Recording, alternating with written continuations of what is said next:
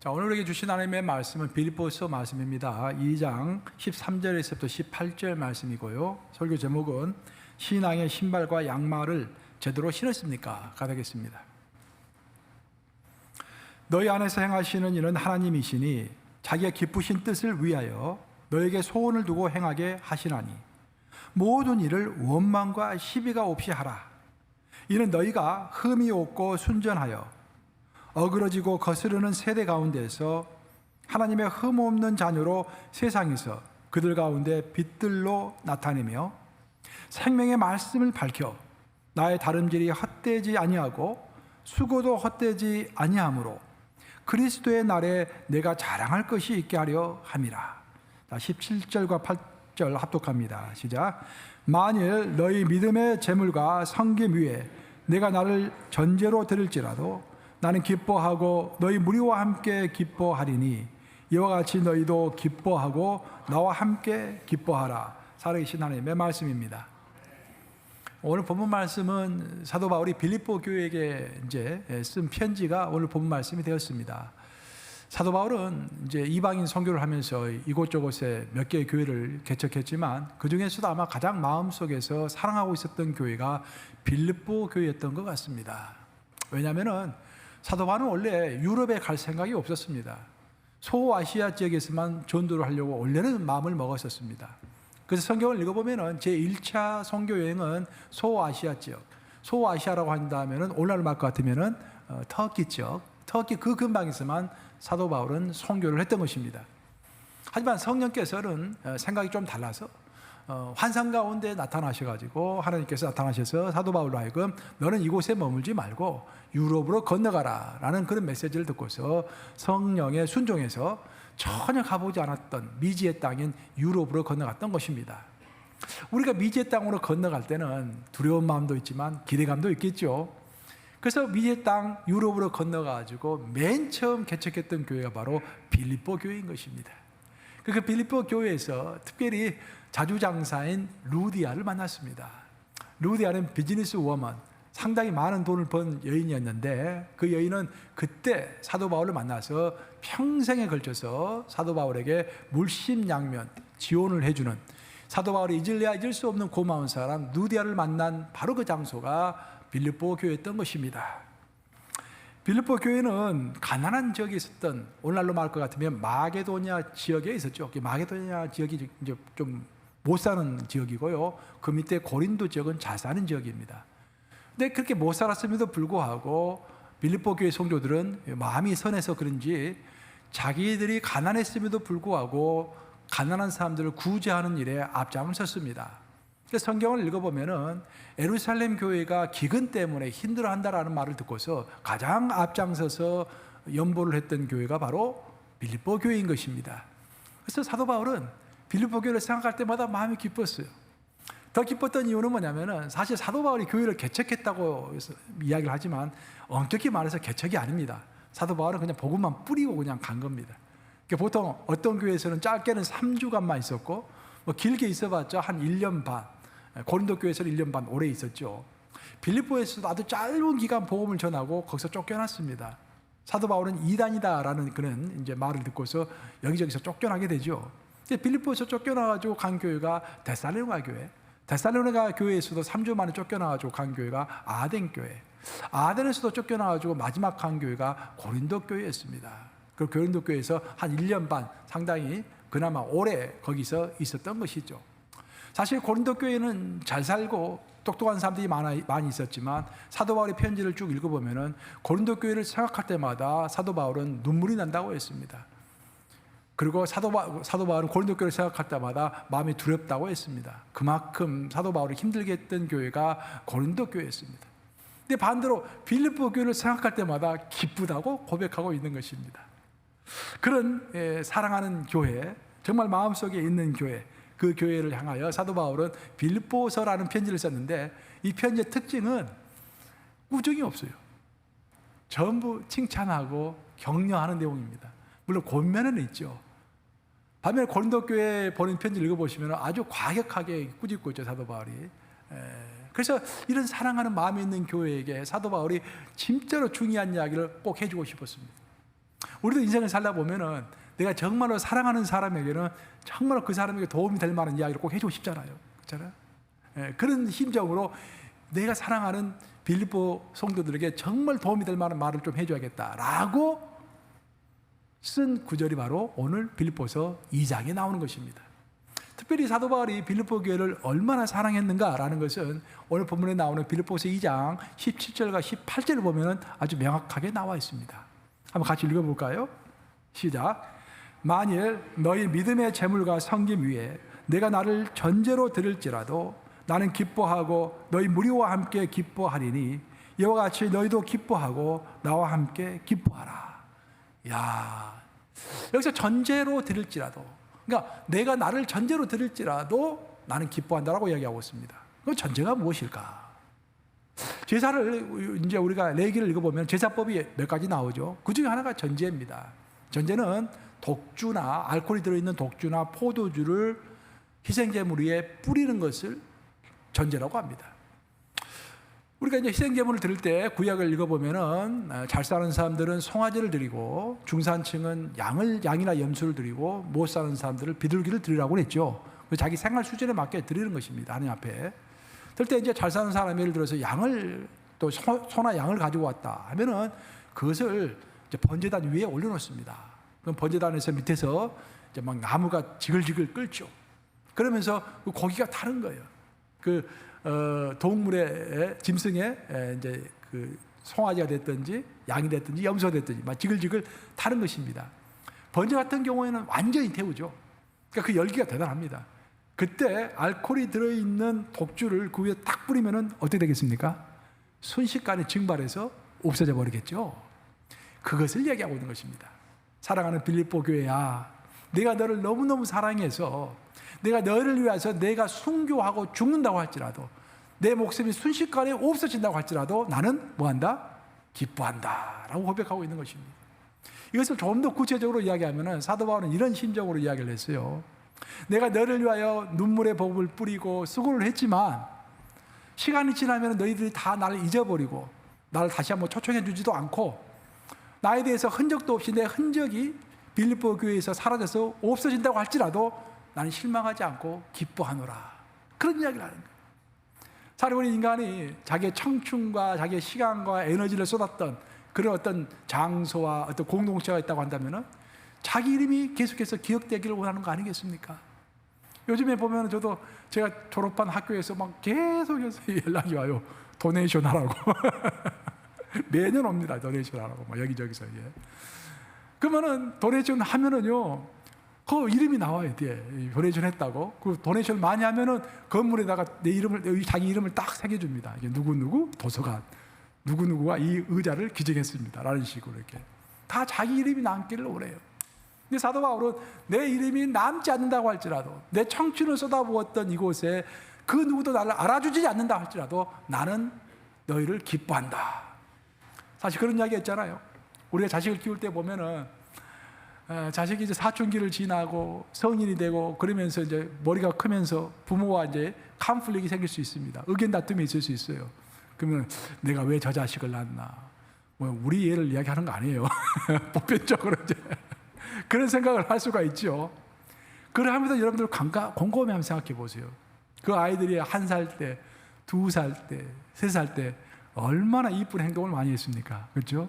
너무너무 귀엽죠. 나도 지금 애들 생각해 보면요, 2살 때, 3살 때 그 했던 그 귀여운 모습을 생각하면은 지금도 가슴이 푸석해요. 이게 애들은 1살, 2살, 3살 때 평생에 줄 기쁨을 부모에게 다 준 거예요. 그렇죠? 그래서 나중에 속썩이더라도 어렸을 때 기겁게 했던 것들, 그 기겁게 굴었던 것들, 그거 생각하면서 지내면 되는 것입니다. 사도 바울이 빌립보 교회를 생각할 때 그런 심정으로 빌립보 교회를 기억했다라는 것입니다. 자기 속을 많이 썩였다 할지라도 자기 이름이, 자기의 흔적이 빌립보 교회에 전혀 남아있지 않는다 할지라도 전제와 같이 수증기처럼 갑자기 사라져버린다 할지라도 나는 실망하지 않고 너희를 기뻐하노라. 대단한 말씀이죠. 대단한 말씀입니다. 그 정도로 기뻐했던 교회인 것입니다. 그래서 이런 기뻐하는 교회의 사도 바울이 특별하게 그들에게 해줬던 말씀이 소망 가운데 살아라 라는 그런 이야기였습니다. 그래서 도대체 왜 성경은 이렇게 소망을 강조하고 있는가? 또 우리는 어떤 자세로 소망을 붙들어야 할 것인가? 그런 주제를 가지고 계속해서 이야기를 전개하고자 하는 것입니다. 미국에서 가장 인기 있는 스포츠라고 한다면 단연코 미식 축구하고 농구죠. 농구, 미식축구, 농구. 그 중에서 농구 중에서도 이제 특별히 대학생들이 하는 농구가 참 재밌어요. 프로들이 하는 농구는 좀 약간 느끼하고 너무 이제 스킬이 많고, 대학생들이 하는 것을 보면은 바닥바닥 뛰면서 그냥 막 재밌게 하잖아요. 이렇게 또 아슬아슬하게 하고 그러니까, 또 과격하게 하고 그러니까, 실수도 있고 막 그러니까 대학생 농구가 참 즐겁습니다. 저는 미국에 와서 이제 공부할 때 제가 공부하던 대학교가 제가 마침 공부하던 그때 전미 농구 대학교 농구대회에서 1등을 했어요. 그랬더니 그냥 그 순간에 온 학생들이 다 도로로 뛰쳐나오고 마을 주민까지 뛰쳐나와가지고 그 다음날 신문에 나왔어요. 가로수가 몇 개 부러졌다고. 나무를 부러뜨리고 막 흥분하는 거예요, 사람들이. 그 정도로 이제 농구를 좋아해요, 미국 사람들이. 그런데 이제 그 미국 대학교 농구 하면은 아주 전설적인 인물이 하나 있습니다. 그 사람의 이름이 바로 존 로버트 우든이라고, 1948년도 2차 대전이 끝나던 해에 UCLA 대학교에서 농구팀 감독으로 부임을 했죠.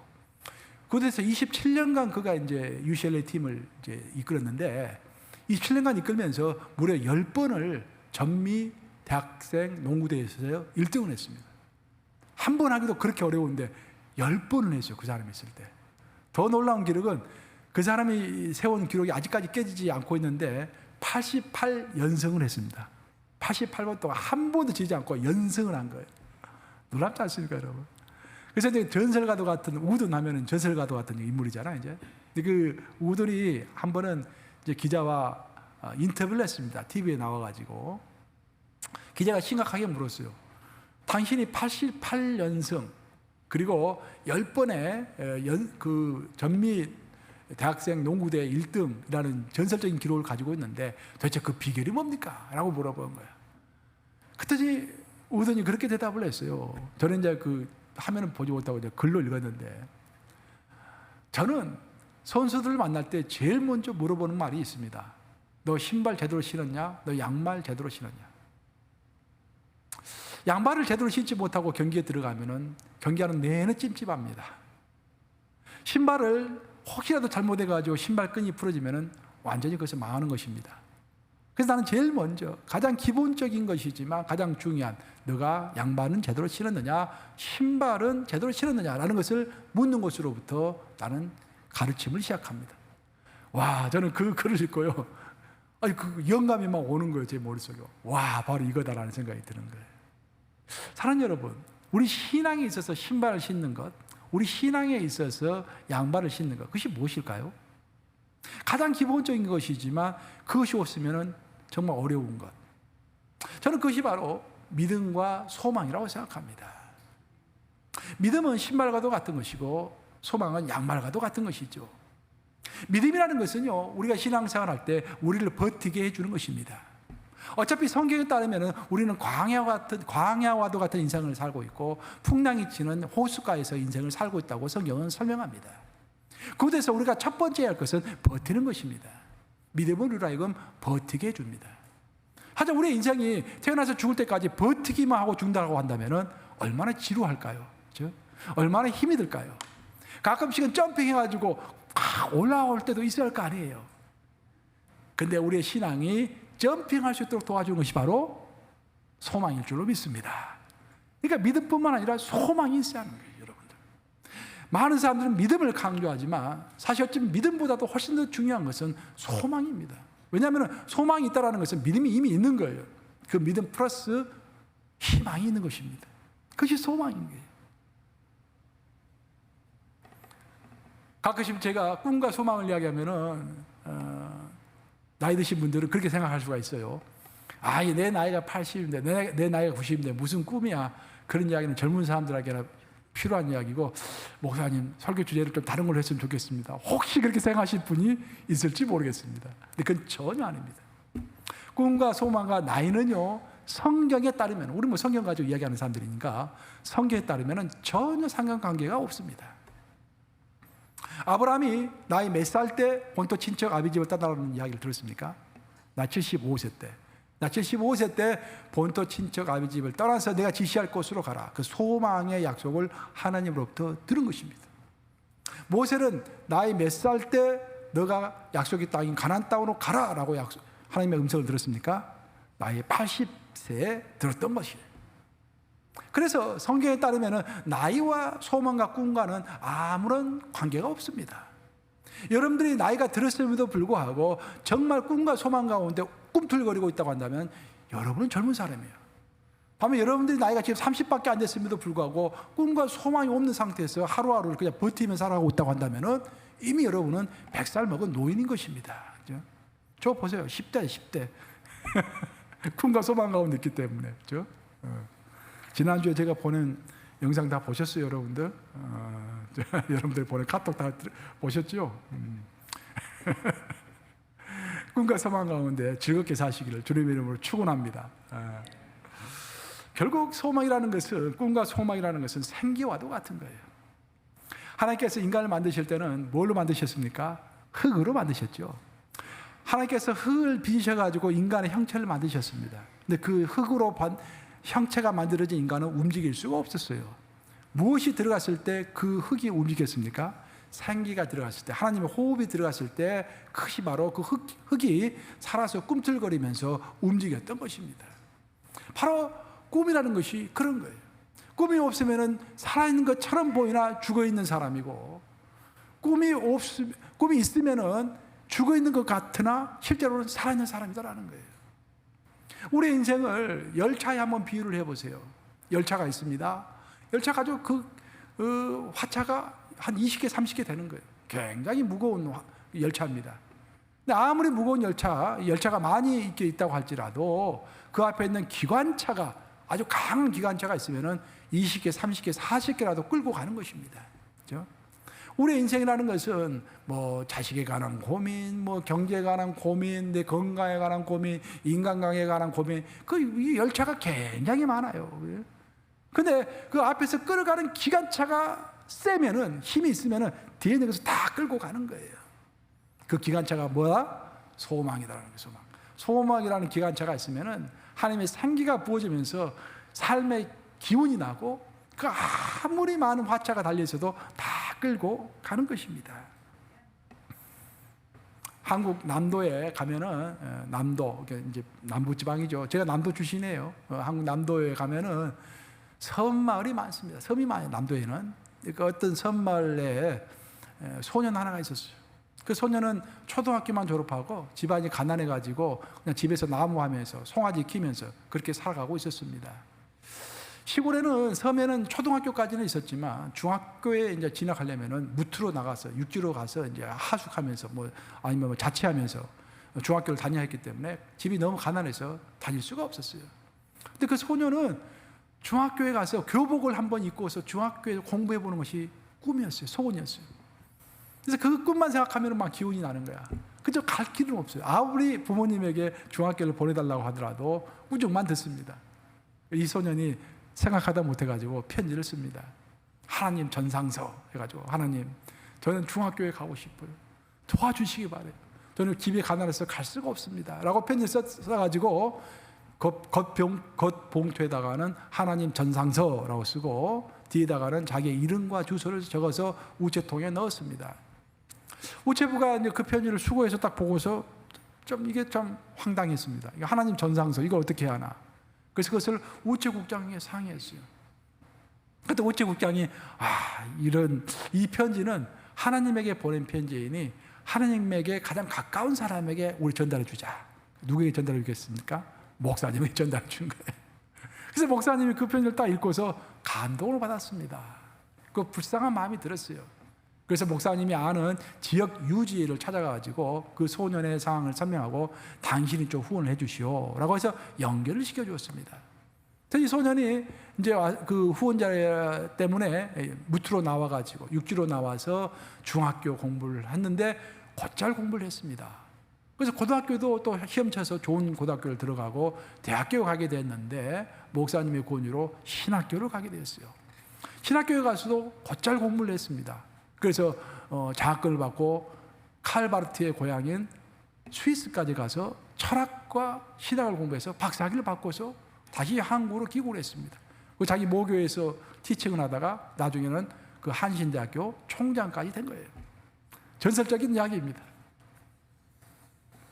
오늘 본문인 빌립보서에서는 그 소원은 하나님이 주신 소원이라는 거예요.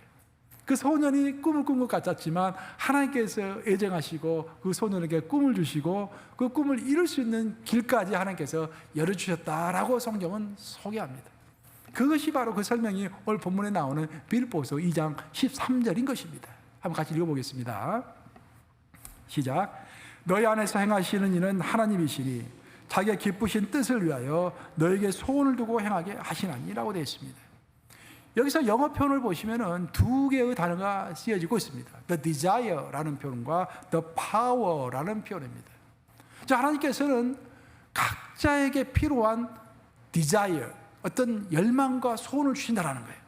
근데 그걸로 끝나는 것이 아니라 그 열망과 소원을 하나님께서 주실 때는 그것을 성취할 수 있는 뭐까지 주신다? 파워, 능력까지 주신다라고 성경은 아주 명확하게 이야기하고 있습니다. 그래서 소원은 하나님께서 우리에게 심어주시는 거예요.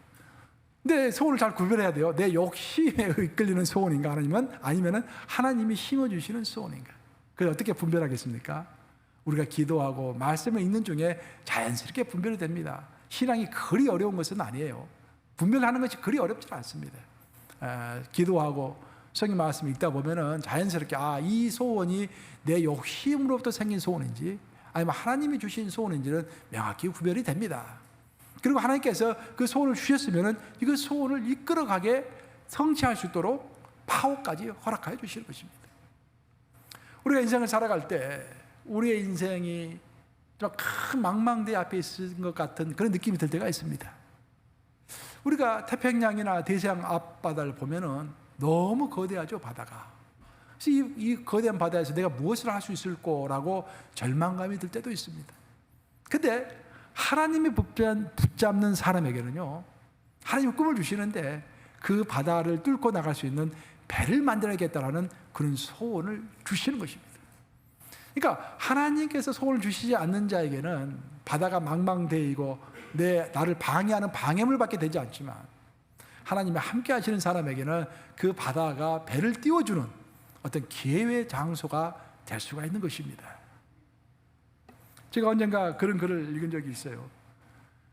본사에서 이제 한국에서 있었던 일인데 또 한 사람이 이제 본사에서 일을 하다가 좌천이 됐습니다. 그래서 지방 발령을 받았어요. 그래서 마음이 영 편치 않았습니다. 나를 무시하고 지방으로 좌천시키다니. 그래서 이제 지방으로 딱 내려갔더니 무료하고 할 일이 별로 없어요. 가족들은 전부 이제 서울에 두고 혼자 내려왔는데 별로 할 일이 없습니다. 그래서 문득 생각해낸 것이 내가 동물을 한번 키워보자 라고 생각해서 어렸을 때 자기가 좋아했던 오리를 키워보기로 마음이 작정을 했습니다. 그리고 이제 오리를 키우려고 마당에다가 조그만 수영장 하나 만들었어요. 그리고 이제 양계장에 가가지고 오리 한 마리를 샀습니다. 그 오리를 띄워놓은 거야. 그 다음부터 이제 오리가 이 관심을 많이 가지게 되고 직장 출근하면서 이제 일을 하면서도 계속 오리 생각만 나는 거야. 오늘 오리가 잘할까? 오리가 잘 있을까? 이게 하나의 희망이 생긴 것입니다. 기쁨이 생긴 거 자기 친구가 하나 생긴 것이죠.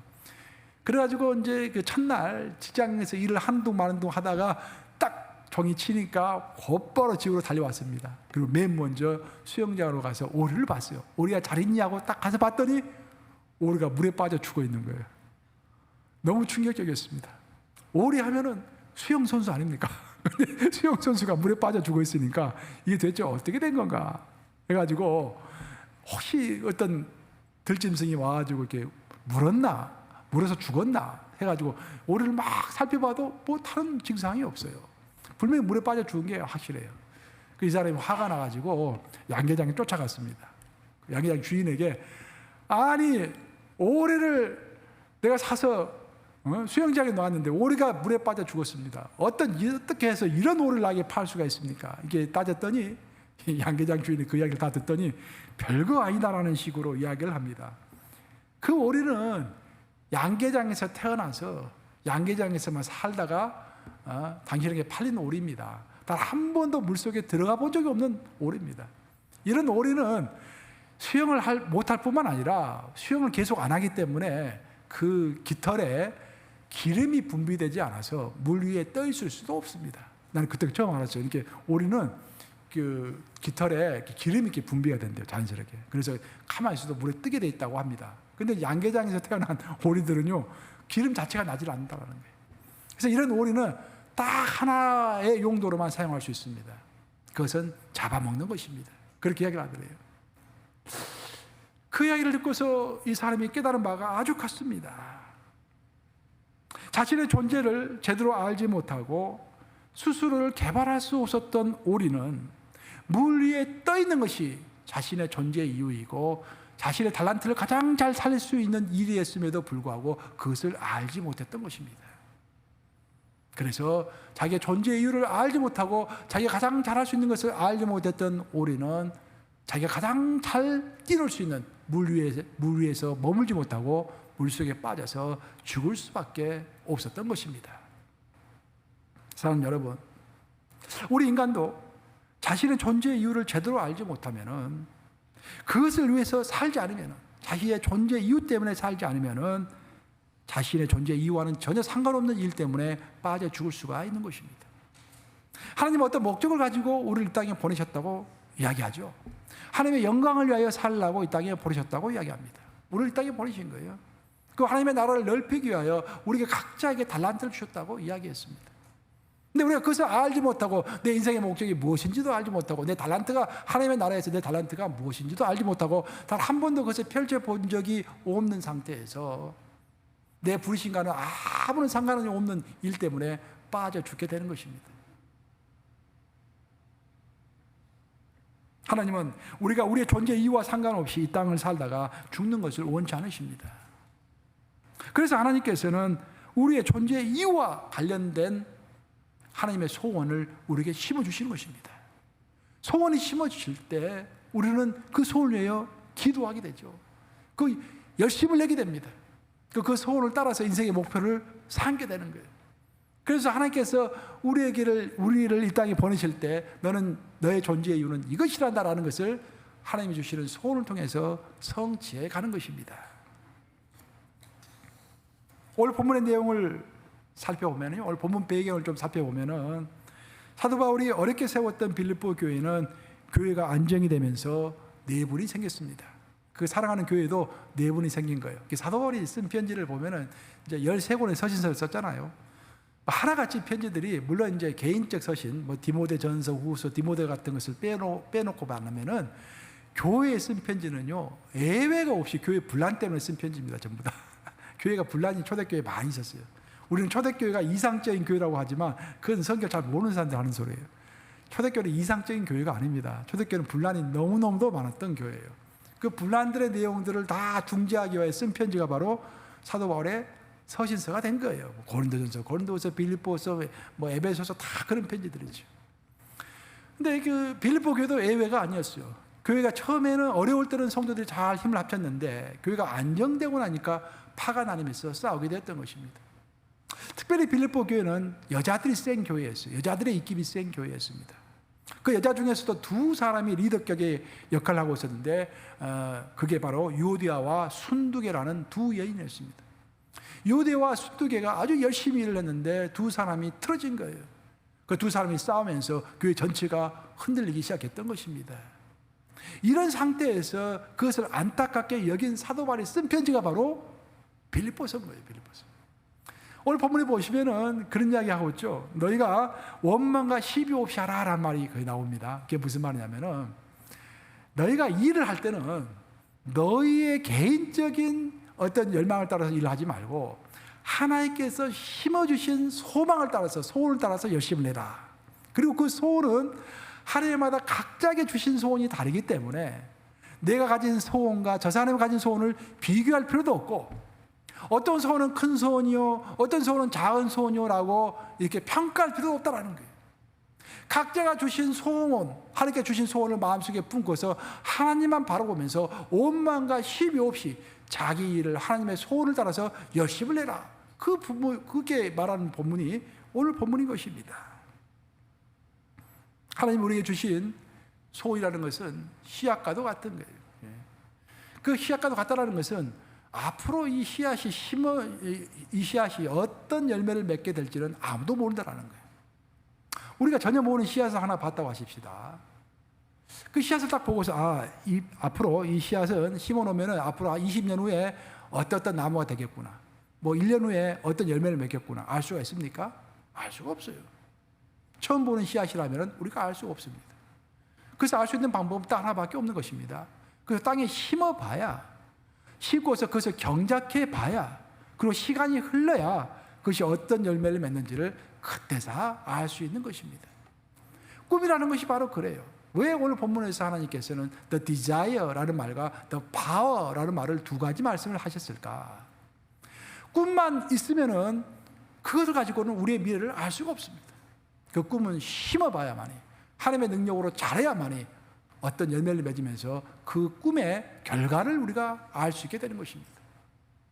성경을 읽어보면은 하나님께서는 우리를 인도하실 때 참 특이한 것이 뭐냐면은 우리에게 꿈을 주시는데 그 꿈이 어떻게 이루어질 것인가에 대해서는 숨기신다라는 거예요.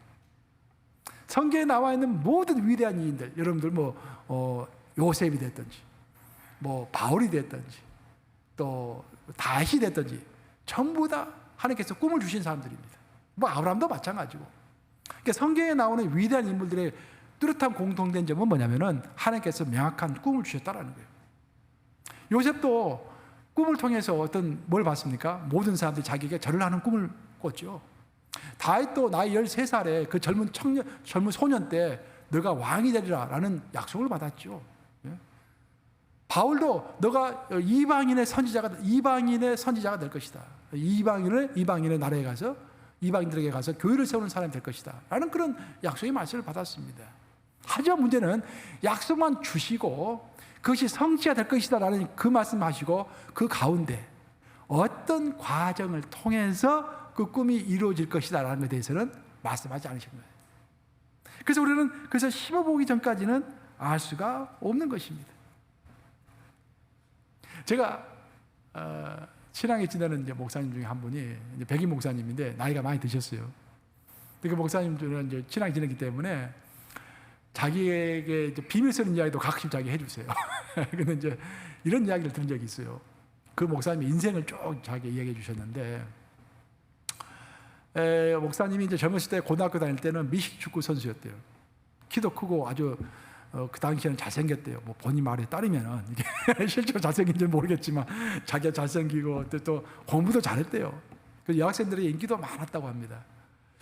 그리고 이제 고등학교를 졸업하고 대학교를 진학을 했어요. 그리고 대학교에서도 이제 우수한 성적으로 이제 졸업하고 또 이제 자기가 의과대학을 가고 싶어가지고 의대를 또 갔었대요. 그러다가 어떤 이제 여인을 만나게 되었습니다. 그래서 여인과 이제 결혼을 하려고 하는데 주위 사람들이 다 반대를 하는 거예요. 왜 반대를 했냐면은 그 두 사람 사이에 나이의 격차도 너무 컸고 어떤 경제적인 차이 또 집안의 차이 그런 것들이 너무 격차가 컸던 것 같아요. 그래서 이제 사람들이 다 반대했음에도 불구하고 이 목사님에게는 어떤 소원이 어렸을 때부터 소원이 하나 있었대요. 그 소원은 뭐냐면은 많은 자식을 낳아가지고 대가족을 이루는 것이 본인의 소원이었대요.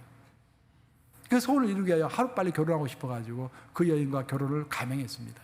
그래서 결혼을 했는데 결혼하고 나서도 아이가 생기질 않는 거예요. 그래서 알고 봤더니 그 여인이 아이를 가질 수 없는 그런 여인이었습니다. 그래서 절망 가운데 있었지만 그래도 그것을 극복하기 위해서 병원에 연락을 해가지고 막 태어난 신생아 중에서 부모가 입양을 시키려고 하는 그런 아이들 있지 않습니까? 그 아이 하나를 입양을 했대요. 그래서 첫 번째 아이는 입양아가 자기 아이가 됐습니다. 그리고 나서 이제 계속해서 공부를 했는데 공부하다 보니까 힘들잖아요. 공부하고 힘들고 부부싸움 하게 되고 그러면서 어떤 가치관의 차이 같은 것을 발견하게 되면서 두 사람이 이혼을 하게 됩니다. 그때 가장 인생에서 힘들었던 시기였대요. 그래서 너무 힘들어가지고 공부 다 포기해버리고 그냥 유럽으로 훌쩍 떠나버렸대요. 그래서 유럽에 가서 먹고 살아야 하니까 이제 직장을 얻고 또 교회에 가서 교회에서 열심히 평신도로서 이렇게 봉사하면서 유럽에 있는 미국 교회를 섬기면서 이렇게 다녔대요. 그러다가 어느 날 전화를 받게 됐는데 미국 대사관에서 전화가 왔는데 내용을 들어보니까 어떤 아이 하나가 갑자기 유럽에서 부모가 돌아가시는 바람에 고아가 됐는데 혹시 이 아이를 입양해 줄 수 있는 사람이 교회에 없는가라고 물어보는 그런 전화가 온 거예요. 문의 전화가 온 거예요. 우연찮게 그 전화를 받았던 이 목사님이 두말하지 않고 내가 그 아이를 입양하겠습니다.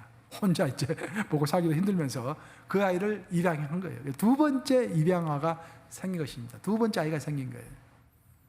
그러면서 거기에서 1, 2년 유럽에서 생활하다가 이제 마침 또 거기서 좋은 여인을 만나가지고 재혼을 하게 됐는데 알고 봤더니 그 재혼하는 여인이 이미 4명의 아이를 가진 그런 이제 여인이었어요. 그래서 아이가 몇 명 된 겁니까? 6명이 된 거예요. 6명 중에서 자기 몸에서 난 자기 몸에서 난 아이가 몇 명입니까? 한 명도 없는 거예요. 그래서 목사님이 거기서 이야기를 다 끝마치고 난 다음에 저때 그런 소리를 하더라고요. 내가 돌아서 생각해 보니까 왜 나에게 어렸을 때부터 하나님이 대가족에 관한 꿈을 주셨을까? 그래서 그 꿈은 내 꿈이 아니라 하나님께서 내 마음에 심겨주신 꿈이라고 나는 믿네 라고 나한테 이야기하더라고요. 빌립보서 2장 13절 오늘 말씀 이렇게 하면서 그 꿈을 하나님께서 이루어 주셨는데 나는 당연히 하나님께서 그런 꿈을 주실 때는 내 몸에서 많은 아이들이 태어날 줄 알았는데 하나님의 방법과 하나님이 원하시는 것은 그것이 아니었다라는 거예요. 버려진 아이들, 상처받는 아이들, 그 아이를 6명이나 내 아이로 키우고 그 나이가 지금 80이 다 되셨음에도 불구하고 내 몸에서 난 아이는 한 명도 없는 거예요. 하지만 6명의 아이를 키우는 자기 하나님께서 주신 꿈이 이루어진 것을 경험한 것입니다. 하나님께서 주시는 꿈은 이런 거예요. 요셉이 꿈을 통해서 자기가 위대한 인물이 될 거라라고 그 꿈을 받았을 때, 하나님으로부터 받았을 때 장차 자기가 노예가 되고 죄수가 되고 고생을 그렇게 많이 할 줄을 생각이나 했겠습니까? 다윗이 너는 앞으로 왕이 될 것이다 라는 그런 기름 부으심을 사무엘로부터 받았는데 그 기름 부으심 받았을 때는 이야 내 앞길은 딱 트였다라고 생각했을까 안 했겠어요? 근데 다윗은 어땠습니까? 죽기 아니면 살기 도망가야 하는 광야에서 오랜 세월 동안 쫓기고 생명이 위급한 왔다 갔다 하는 그런 상황을 다 겪었잖아요. 그래서 내가 하나님으로부터 오는 꿈을 받았다라는 것과 그 꿈이 성취됐다라는 것은 긴 간격이 있는 것입니다. 그 간격을 통해서 우리의 인격이 예수님을 닮아가게 되는 것입니다. 그 간격 사이에서 우리는 고민하며 분투하며 하나님께 기도하는 것입니다. 그런 나에게 삶에 고단함이 없다고 한다면 기도하지 않겠죠. 아니 하나님께서 주신 꿈은 명확한데 그 꿈이 이루어지지 않고 주변 상황이 계속해서 어려워질 때 우리가 할 수 있는 것은 하나밖에 없습니다. 하나님께 가서 물어보는 거예요. 하나님 왜 이렇습니까? 그러면서 우리는 기도가 무엇인지를 알게 되는 것이죠. 이제 말씀 마무리합니다. 하나님은 여러분에게 어떤 소원을 주셨습니까? 우리 신성은 집사님 오늘 찬양도 잘했는데 우리 권사님이 앞으로 2주 더 한국에 계신다고 그러니까 2주 더 앞으로 인도해야죠. 우리 신 집사님은 무슨 소원이 있나? 여러분들 각자가 어떤 소원이 있을까요? 하나님은 여러분들에게 어떤 소원을 주셨습니까? 또 그 소원이 어떻게 이루어질까요? 우리는 알 수가 없습니다. 하지만 한 가지 확실한 것은 그 소원이 하나님께서 심어주신 소원이라고 한다면 하나님은 우리에게 그 꿈이 이루어질 수 있도록 파워, 즉 능력까지 우리에게 주신다라는 것입니다. 그 꿈은 어떤 긴 과정을 통과해서 이루어지는 꿈이라는 것입니다. 그것이 하나님이 주시는 꿈의 특징이라고 하겠습니다. 그리고 우리 그 과정을 통해서 이루어지는 과정을 통해서 신앙을 이해하게 되고 인생을 이해하게 되고 하나님을 이해하게 되는 것이죠. 물고기가 살아있을 때는요, 아무리 짠물 안에서 수영을 해도 그 염기가 그 고기 안으로 들어올 수 없습니다. 살아있기 때문에. 하지만 그 고기가 죽어 있는 상태에 있다고 한다면은 소금기가 그 염기가 금방 그 고기 안으로 스며들죠. 그래서 짜릿짠 자반이 되어가지고 인간의 밥상 위로 올라오는 것입니다. 우리 인생도 똑같아요, 여러분들. 꿈이 없으면은요, 죽어 있는 자반과도 같은 것입니다. 세상의 거친 그 쓴맛과 그 엄청난 맛들이요, 우리에게 금방 엄습해 오는 것입니다. 하지만 우리가 꿈으로 파릇파릇 살아있다고 한다면은 그 연기가, 이 세상의 연기가 나를 지배할 수가 없는 것입니다. 오늘 본문에 따르면은 하나님은 우리에게 소원을 주시고 주실 뿐만 아니라 그것을 행하게 하신다라고 이야기하고 있습니다. 기도 중에 돌아보아서 하나님이 나에게 주신 소원이 무엇인가 한번 생각해 보시기 바랍니다. 그리고 그것을 주님이 주시는 힘으로 행하심으로 버티는 것을 뛰어넘어서 점프하는 그런 신앙생활이 되시기를 우리 주님의 이름으로 축원합니다. 좋으신 아버지 감사합니다. 주님께서는 우리에게 이미 다 꿈을 주셨고 각자에게 어떤 소원을 주셨는데 우리 인생이 너무 바쁘고 또 내 욕심이 너무 많아서 하나님의 꿈이 가려졌는지는 모르겠습니다. 아버지, 우리 성도들 또 저 오늘 다시 주 앞에서 기도하며 내 인생을 돌아볼 때 주님께서 나에게 주신 소원과 꿈이 무엇인가 다시 한번 생각하게 하시고 내 나이가 80, 90일지라도 꿈이 있으면 청춘인 것을 기억하게 하시고 꿈을 가지고 저 버티는 신앙이 아니라 점핑하는 그런 신앙이 될 수 있도록 주여 함께 해 주시옵소서. 예수 그리스도 이름 받들어 기도합니다. 아멘.